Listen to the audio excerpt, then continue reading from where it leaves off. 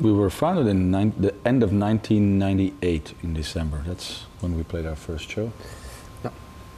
And before, the three of us played in other bands.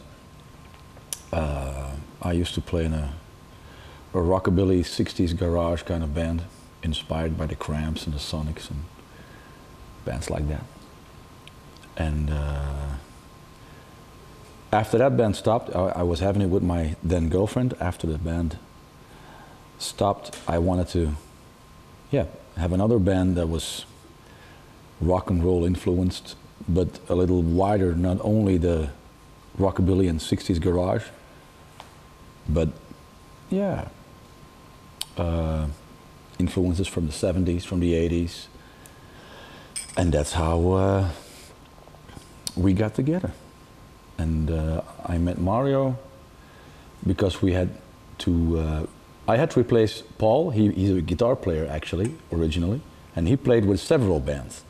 But he had a double booking, so I had to replace him in a band, and Mario had to replace the drummer of that band, so that's where we met.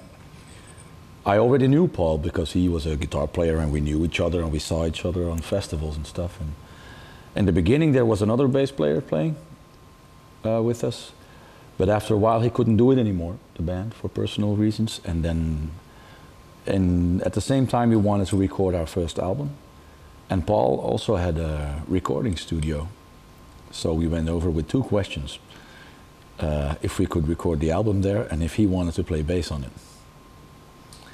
And he said, yeah, I would like to try one rehearsal, and you have to be honest with me if it doesn't work out. But it worked out from the first rehearsal, so here we are.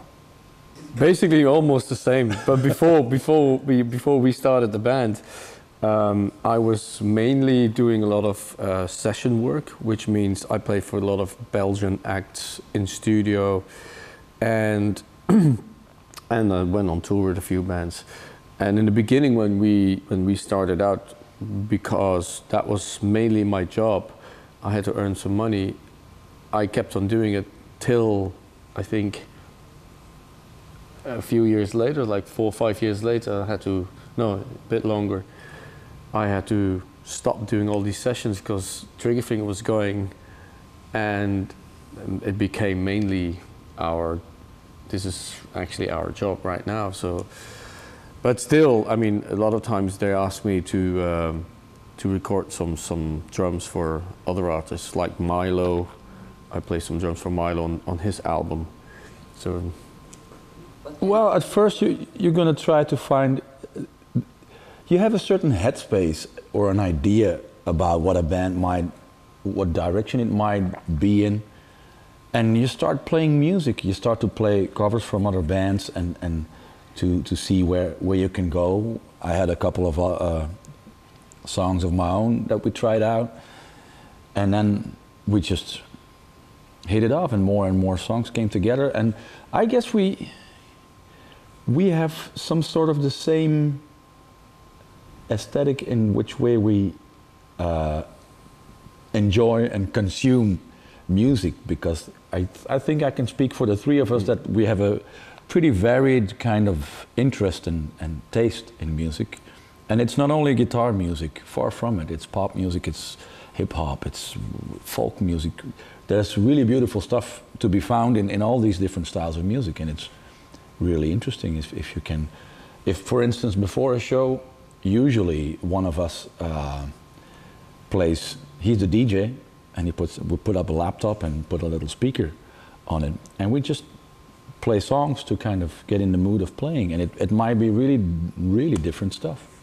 Because for that one, if you mean I Follow Rivers, that was a thing we had to do. We were promoting our own album and single in Holland, but at the main commercial radio, they have this thing that they always do with every artist.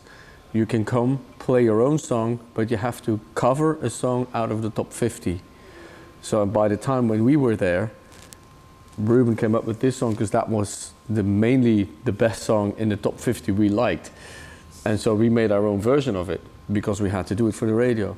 But these days through Facebook and everything on internet, everything went so viral that a lot of people in Belgium and Holland started to tweeting it and to send it out on Facebook.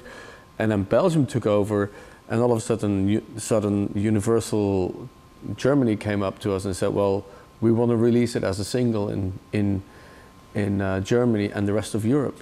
And that's why it became such a big hit. So it's actually basically the people who heard that song on the radio who started off like tweeting it. So it was a happy, as we call it, a happy accident. But for us playing covers, we've always been doing it.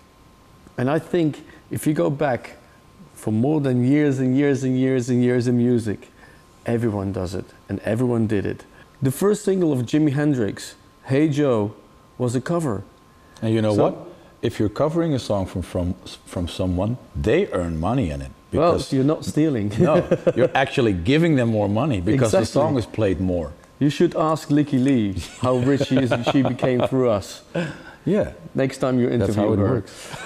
The only thing she said through her manager who came to our gig, she was like telling that she loved the version that we did. But she could be lying too. I don't know. Whenever you record an album, is your view on those songs at that moment.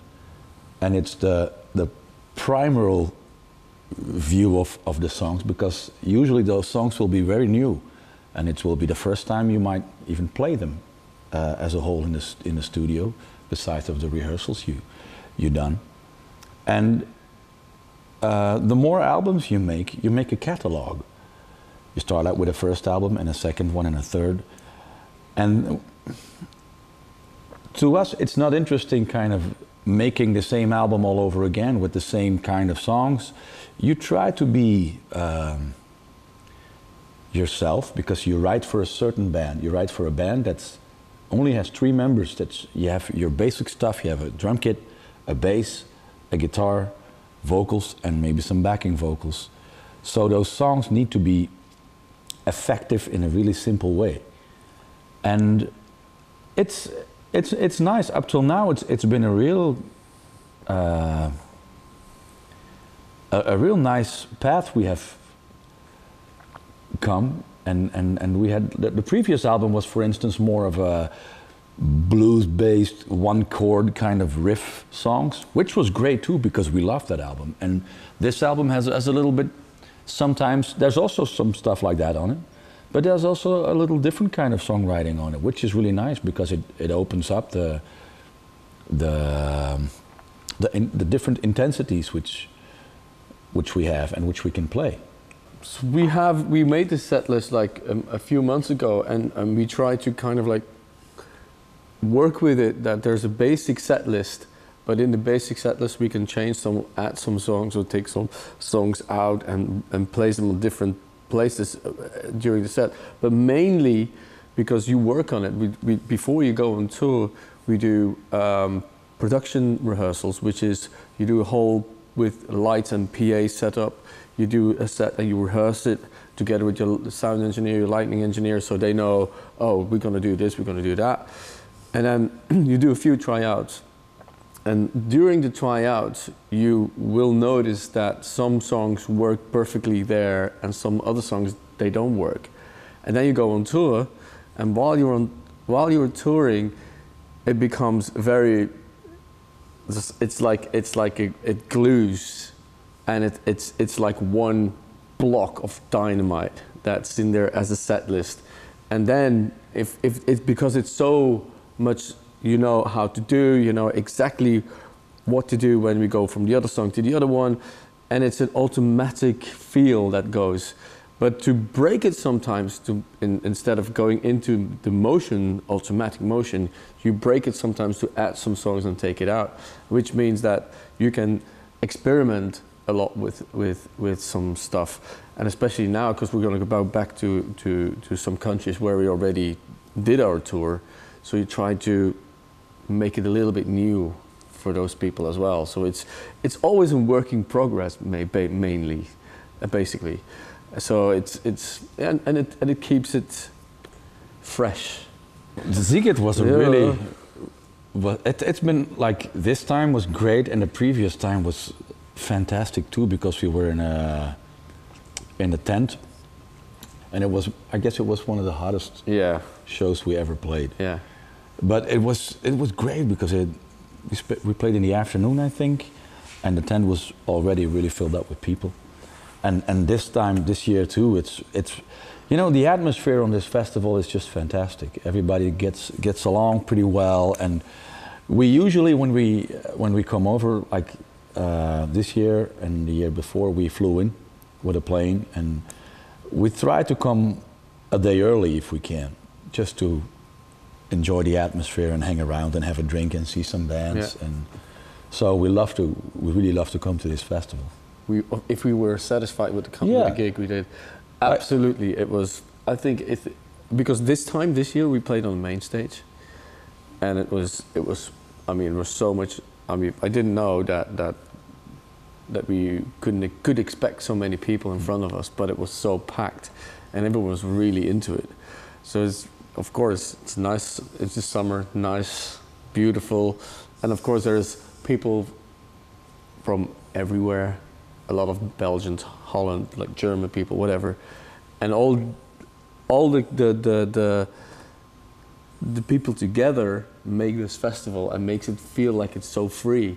So that's what you get from the people as well. They feel like they're really free on this festival, which obviously works on us. So I think we did a great job. Yeah, I had some problems with with my gear that day, with my pedals, but that stuff happens sometimes. But it doesn't.